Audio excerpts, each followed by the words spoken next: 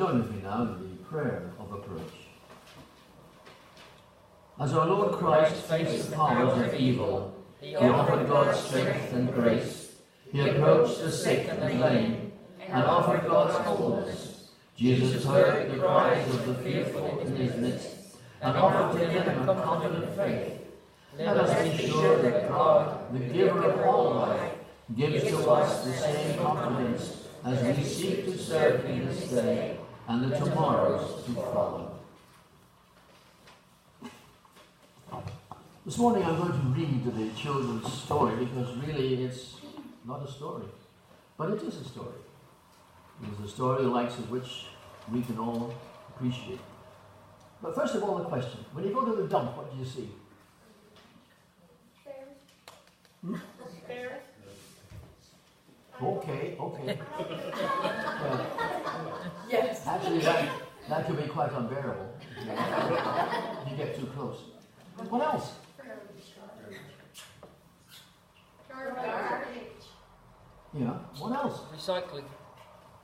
Yeah, what else? Seagulls. Fine. We could be here the next half hour. Very good, Anne. Thank you. Seagulls. I was going to say one flew over the cuckoo's nest, but it wasn't. It flew over my car. But he kept on going. He didn't do anything. Just yesterday when I was heading up here.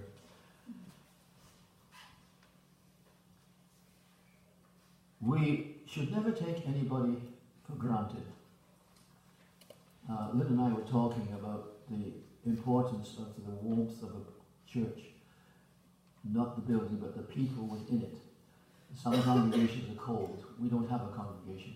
We have a family. And our ups and our downs we share together. We rejoice in the successes, we cry in the heartache and pain, and we help one another.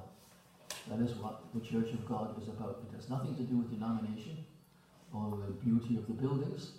It has to do with the hearts of the people. This story says that, in a way. It happened every Friday evening, almost without fail. As the sun resembled a giant orange and was starting to dip in the blue ocean, old Ed came strolling along the beach to his favourite pier. Clutched in his bony hand was a bucket of shrimp. Ed walks up to the end of the pier, what seems to be almost... He has the world to himself. The glow of the sun is a golden bronze now.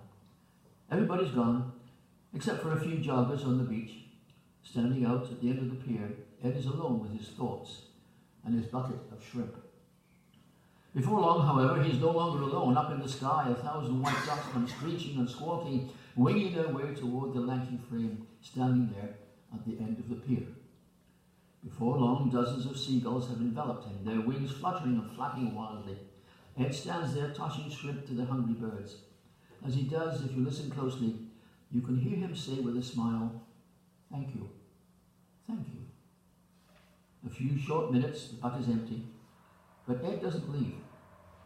He stands there lost in thought, as though transported to another time and place. Invariably, one of the gulls lands on his sea-bleached, weather-beaten hat, an old military hat he's been wearing for years. When he finally turns around and begins to walk back down the beach, a few of the birds hop along the pier with him until he gets to the stairs, and then they too fly away. And old Ed quietly makes his way down to the end of the beach and on to home. If you were sitting there on the pier with your fishing line in the water, Ed might seem to be to you like a funny old duck, as my dad used to say, or a guy that's a sandwich shy of a picnic, as my kids might say. To onlookers, he was just another old codger, lost in his own weird world, feeding the seagulls with a bucketful of shrimp. To the onlooker, rituals can look either very strange or very empty. They can seem altogether unimportant, maybe even to a lot of nonsense. Old folks are often doing strange things, at least in the eyes of the boomers and busters. Most of them would probably write old Ed off down there in Florida. That's too bad. They'd do well to know him better. His full name, Eddie Rickenbacker. He was a famous hero back in World War II. On one of his flying missions across the Pacific, he and the 7-member crew crashed into the ocean. Miraculously, all of the men survived, crawled out of the plane, and climbed onto a life raft. Captain Rickenbacker and his crew floated for days on the rough waters of the Pacific. They fought the sun, they fought sharks, most of all, they fought hunger. By the 8th day, their rations ran out, no food, no water. They were hundreds of miles from land, and no one knew where they were. They needed a miracle. That afternoon, they had a simple devotional service and prayed for a miracle. They tried to nap. Eddie leaned back and pulled his military cap over his nose. Time dragged. All he could hear was the slap of the waves against the raft. Suddenly, Eddie felt something land on the top of his cap. It was a seagull. Old Ed would later describe how he sat perfectly still, planning his next move. With a flash of his hand and a squawk from the gull, he managed to grab it and wring its neck. He tore the feathers off, and he and his starving crew made a meal.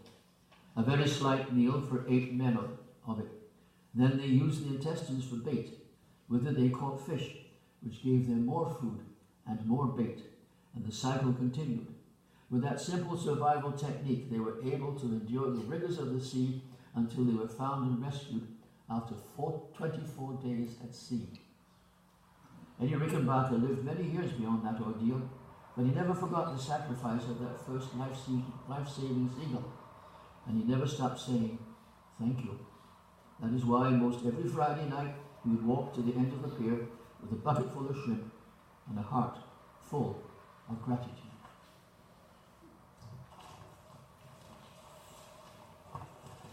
Something for us to think about.